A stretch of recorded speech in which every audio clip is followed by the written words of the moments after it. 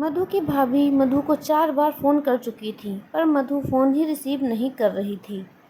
बाद में जब मधु किचन से बाहर आई तो देखा उसकी भाभी के 4 मिस कॉल हैं लगातार। यह देखकर वह घबरा गई, क्योंकि उसकी भाभी को पता होता है कि अगर मधु 2 बार में फ़ोन नहीं उठाती है तो इसका मतलब यही है कि वह अपने काम में व्यस्त है और या फिर फ़ोन से दूर है। अब मधु का मन घबरा रहा था, क्योंकि भाभी के 4 फ़ोन लगातार आने से उसे टेंशन हो गई थी, क्योंकि मधु की मम्मी की तबीयत इन दिनों ठीक नहीं चल रही थी। अभी 2 दिन पहले ही मधु अपनी मम्मी से मायके में मिलकर आई थी।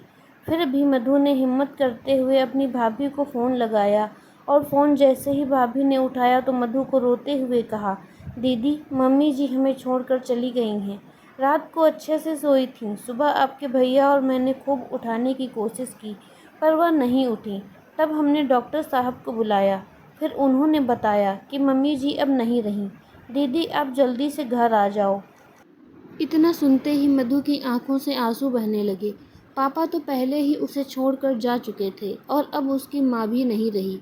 मधु तो बिल्कुल बेहाल हो चुकी थी। अब मधु ने रोते रोते यह बात रोहन अपने पति को बताई, तो रोहन ने उसे संभाला और उसे जल्दी से कार में बिठाकर मायके ले गया। मधु जैसे ही अपने घर पहुंची तो अपनी माँ के शरीर को देखकर उससे लिपट गई और खूब रोई। आखिर में रोहन ने उसे किसी तरह समझाया, और सारे विधि विधान हो जाने के बाद भी मधु रोए जा रही थी। उसे माँ की बहुत याद आ रही थी। तब मधु की मौसी ने उसके आंसू पोंछे और उसे संभाला और कहा, मधु बेटा, ऐसे दुखी मत हो। दीदी नहीं रही तो क्या हुआ, मैं हूँ ना तेरी मौसी। मेरा घर भी तेरा मायका है। तेरा जब मन करे तब आ जाना अपनी मौसी के पास। वैसे कहते भी तो है ना, मौसी मतलब माँ जैसी। बेटी, मैं तेरा दर्द समझ सकती हूँ, क्योंकि तेरे पापा तो पहले ही तुझे छोड़कर जा चुके हैं और आज दीदी भी चली गई। कहते हैं ना कि माँ के जाने के बाद तो लड़कियों का मायका ही छूट जाता है। भैया भाभी का बस दुनिया को दिखाने के लिए नाम का रिश्ता होता है, क्योंकि मायका तो माँ से ही होता है। मधु भी मन ही मन सोचने लगी कि शायद मौसी ठीक ही तो कह रही हैं, और वह मौसी से लिपटकर जोर जोर से रोने लगी और कहने लगी, क्या मौसी, मेरा भी मायका अब नहीं रहा। तभी मधु की भाभी दूर बैठी दोनों की बातें सुन रही थी। पहले तो भाभी ने मधु को चुप कराया और फिर उसे दिलासा दी। फिर भाभी ने मौसी से कहा कि मौसी जी, आपने ऐसे कैसे कह दिया कि मायका केवल माँ से ही होता है।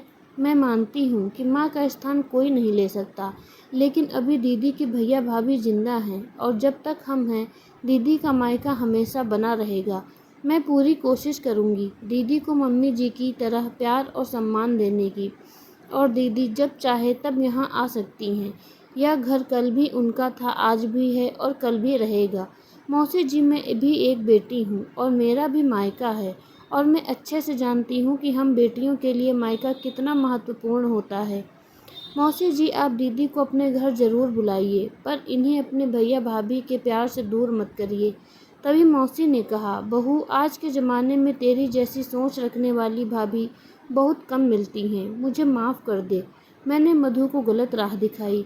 तब भी मधु अपनी भाभी के गले लग गई और बोली, भाभी, आज आपने मुझे विश्वास दिला दिया कि भाभी भी माँ के समान होती है, और मैं संतुष्ट हूँ कि जब तक आप और भैया हो मेरा मायका सदा बना रहेगा।